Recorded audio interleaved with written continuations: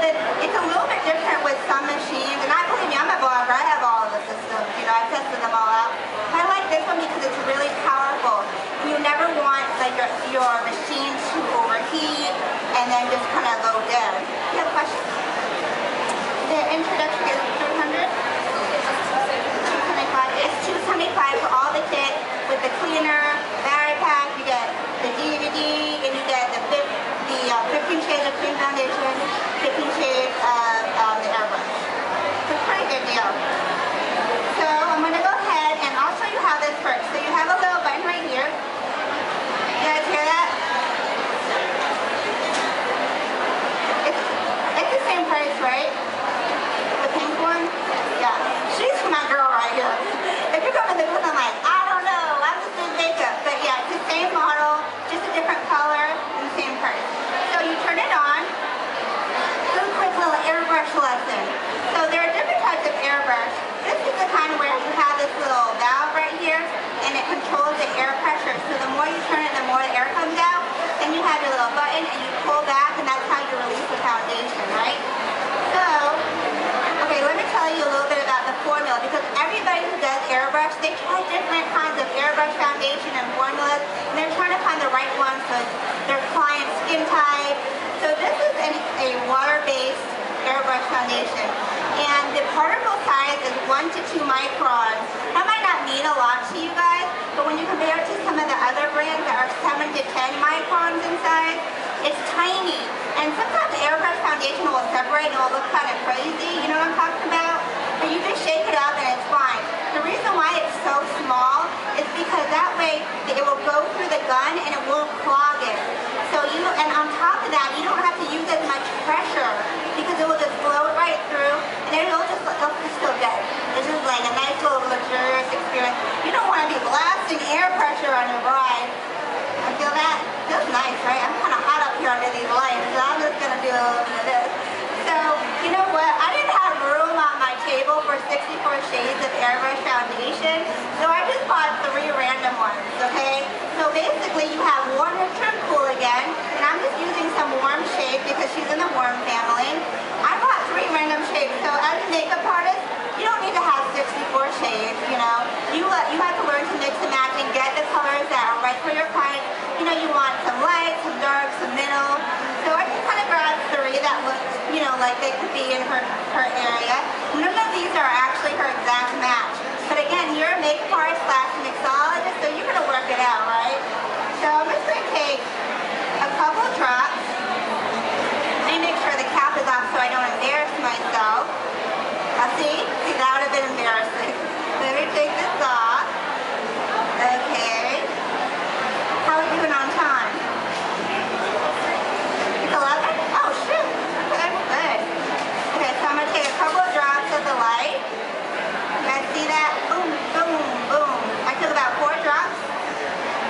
Then I'm going to take this shade that's way too dark for her, but it's okay because it's going to balance out the light. Do you guys like to mix foundations too? Yeah, darker. So I'm going to go back to my lighter. And maybe I'll do 1, 2, 3, 4. And then for the dark, I'm just going to go 1. And you know, when you're doing this, you just kind of like look and see how it looks, and you'll just adjust it as necessary. So what do I do now? Take a test. Back level, you're paying attention. I think you might get an A today. I think you might. Okay, so we're going to back level it. So now this is a little bit lighter, so now what do I do next?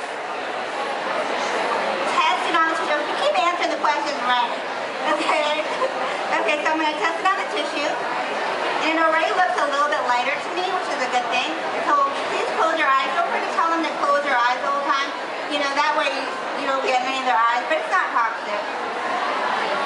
Okay, so now we're just going to go in the center. And it's going to give a highlighted look.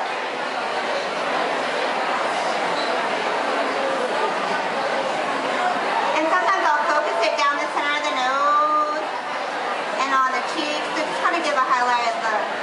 Doesn't that just look really natural and pretty? You see how it looks a little wet up there?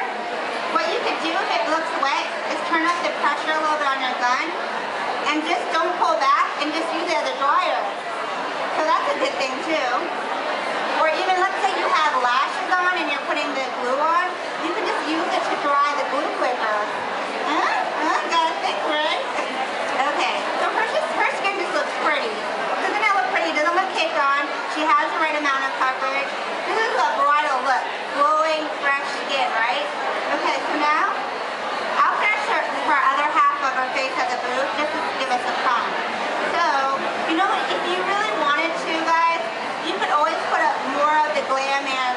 foundation on top because the formulas match.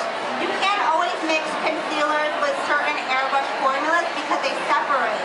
So you have to be careful of that if you're mixing like water-based with oil-based, with silicone-based. It doesn't always mesh together, but this will work together. And you know, sometimes people ask me about silicone-based foundation versus water-based. You guys ever wonder like what's really the difference? I mean, I have all the brands in my kit. I have the Major Temptu, I have all of them. But sometimes with silicone-based foundation, they give you that dewy look, right? Right? And it's pretty. You're like, oh, dewy, fresh, bright. But sometimes that dewy doesn't pick up well with photos. So you have to, as a makeup artist, find a balance between getting the makeup beautiful and gorgeous in person and looking right on the camera, you know what I mean? So sometimes when you have that silicone base, you put a little powder to set and it completely changes the formula and it looks almost flat. So then it's like, okay, why did I use the silicone base?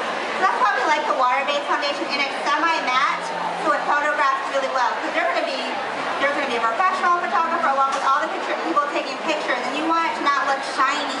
You want it to just look gorgeous and like skin-like. So what I'm going to do for my friend up front is I'm going to show you how, if you want, you can contour with the creams again. And like I said, you can go back and forth. Let's say you accidentally touched it, you know, with foundation that's airbrush, you can't touch it when it's wet because you'll get like a fingerprint, you know what I mean? And you're like, ooh, I messed that up. But you can always go back. Sometimes what I like to do, I don't have one up here, is I'll take a stippling brush, you know, with a dual fiber, and I'll just dot on it and it will erase the smudge. So if you accidentally do that, like you hit her face and it's still wet, just kind of dot it with a dual stippling brush and I'll erase it right away. But I'm going to go back here and I'm going to do a little more highlighting action just to show you the possibilities. So I'm going to take more of that yellow. And it came out of the corrector palette. That's way too much, but just so you guys can see in the back. And then I'm going to take any kind of synthetic brush. And then I'm going to go ahead and start highlighting. So I'm just going to do it obvious so that you can see it all the way in the back. So I'm going to go here. I'm going to go right here. I'm going to go right here. A little bit right here. Anywhere where the sun hits is where you want to highlight. A little bit right here. And you're done. Thank you. No, just kidding. Okay. So now that you've highlighted, you can also do the same thing with a darker foundation. So I'm going to go back to my super pink palette. And I'm going to go in the same color family, but I'm just going to take like a darker foundation. So let's take this one. It's way too dark for her, but you're contouring, so it's okay. So, pick up my nifty palette. Get a little bit on there. And then tell me where I should put this. Here we go. Right here. So, you know what I like to do to contour? Do the little fishy face, okay? Some people say put it right in the hollows of the cheek. I go right above the hollows of the cheek. It's more flattering that way and doesn't give you that dirty look. You know what I'm saying? Sometimes people do a little contour crazy and it looks a little muddy. You have 10 minutes, and you just put it right above it. And you kind of hit all the way down to the ear. You guys see that? So, where else are we going to put this? On the forehead? Great. So we can put it on the temples. And around the forehead corner. Where else? Underneath? Great. If you have, you know, a little bit of extra love right here, you can conceal that as well. A little double chin action. You go on the jaw and you can go underneath. People will love you if you can contour. Your brides are going to feel so beautiful. They're going to feel all like sculpted and awesome, and it's going to look great on photography too, because sometimes when you get that flash photography, it's like one white blob. But if they're contoured, they're going to look great on photography. So we got it like that. Okay, so now let me go ahead and turn to a different tool. How many of you guys use these little things right here? Yeah? I don't see any hands, so okay, good, yay. Okay, so these are little blender sponges. They are awesome. I don't use wedge sponges anymore. I just use this.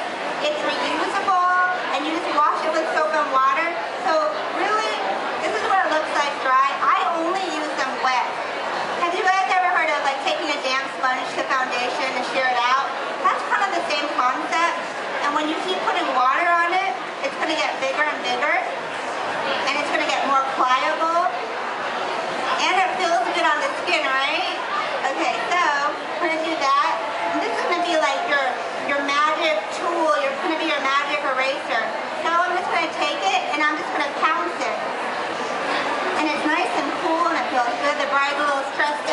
giving her a little massage.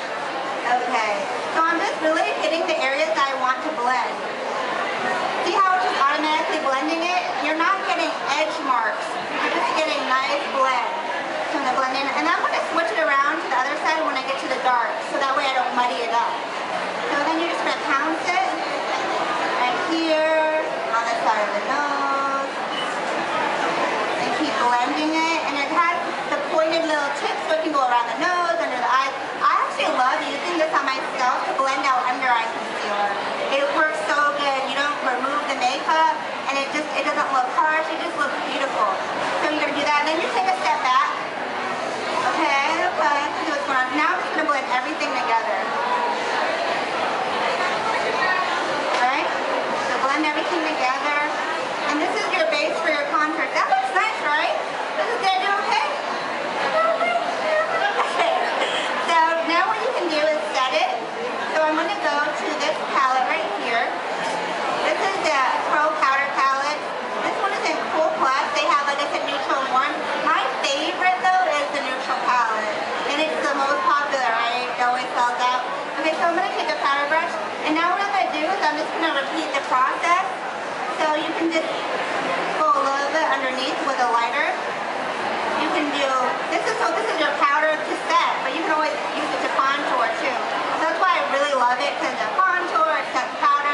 Even for like male grooms, you can put a little bit of powder on them and it'll even out their skin and they don't feel like they're wearing makeup.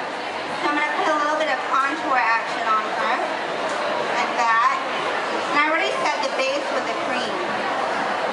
So everything's kind of blending in together, and you can take her skin color and just kind of tap it in. There. Does that look good? Does that do okay? It looks natural, right? It doesn't look cakey. That's what a bride should look like. I know everybody loves like the dramatic diva makeup, you know, and there's times and places for that, but you want to look back on a bride's pictures 30 years from now and say, she just looked classic. And that's what I like to tell my brides, like, do you really want that lime green and purple combination when you're 80? I know it matches your flowers. I know, I understand. But do you really want that when you're 80 years old? So that's what I like to tell them. Because as a makeup artist, you want to give them what they want, but you want to make it so that you know it looks good as a makeup artist. So I think we have 5 more minutes left, so I'm just going to do a blush on her. You guys, look at these blush palettes. Oh my god. They are so pigmented too. Tell me what blush color you want to use. In the back. In the back. Which one? This one? Okay, which one? Here? Okay. So I'm going to take a little bit of blush. And this is a bright shade. Peachy pink, because it looks good on everybody. So it's really pigmented. So tap off the excess. Sometimes I just even tap it on the edge to get off the extra. And it goes right in the middle, and it finishes it off. See how, you know, sometimes I'll actually get brides who don't like blush. They're afraid of it, but you have to learn how to put it on them correctly. Not that red lipstick that your mama did. You know what I mean? So just put a little bit on. How does she look? Like a bride? And well, you know, I still have a whole Indian makeup look to do on her. I just like to talk so much.